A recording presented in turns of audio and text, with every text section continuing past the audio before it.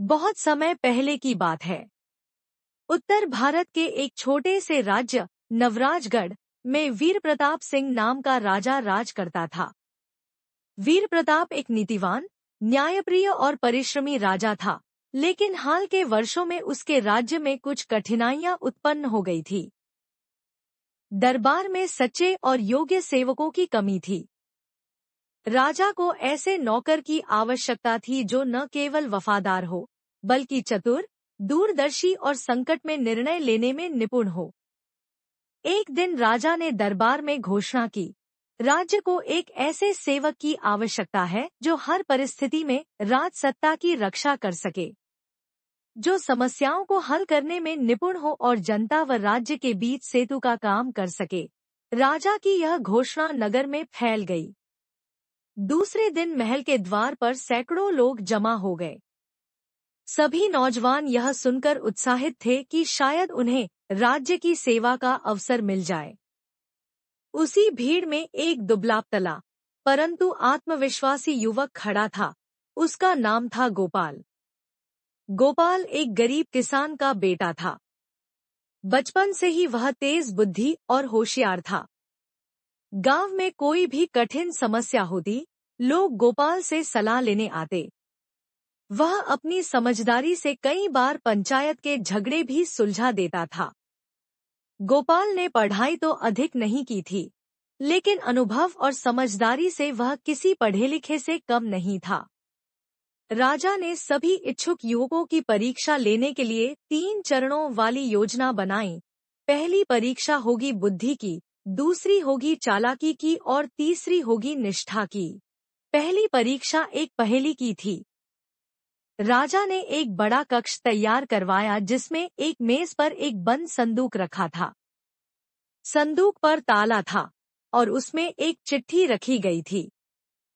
राजाज्ञा यह थी कि बिना ताला तोड़े या चाबी के संदूक से चिट्ठी निकालो।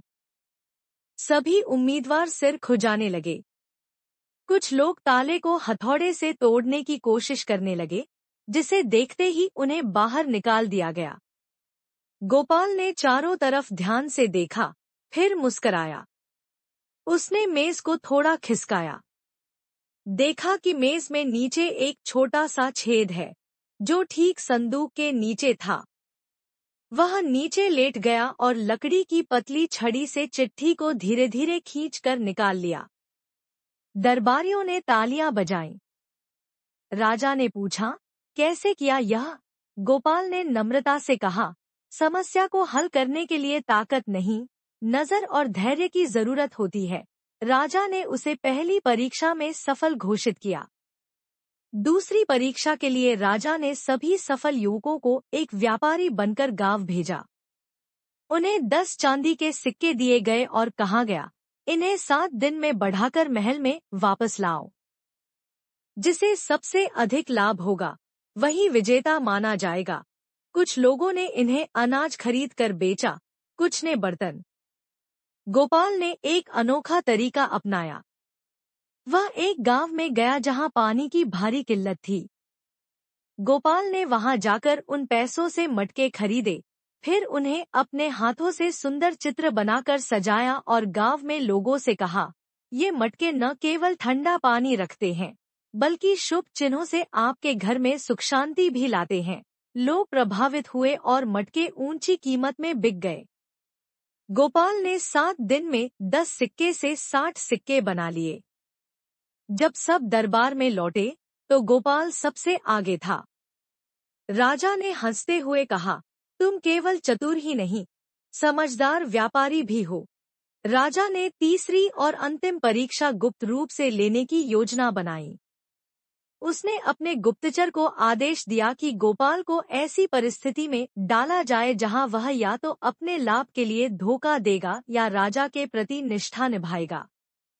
एक रात जब गोपाल अपनी झोपड़ी में सो रहा था, एक वृद्ध भिखारी उसके पास आया और बोला, बेटा, मैं बहुत भूखा हूँ। क्या तुम कुछ खिला सकते हो? गोपाल ने जो भी बचा खुचा खाना था, उसे वृद्ध को दे दिया और खुद भूखा सो गया। दूसरे दिन वही वृद्ध व्यक्ति दरबार में प्रकट हुआ। और यह कोई साधारण व्यक्ति नहीं, बल्कि राजा का गुप्तचर था। राजा ने सबके सामने गोपाल की ईमानदारी की प्रशंसा की। तू न केवल चतुर है, पर दयालु और वफादार भी है, राजा बोला। इसके बाद राजा ने उसे अपना मुख्य निजी सेवक नियुक्त किया।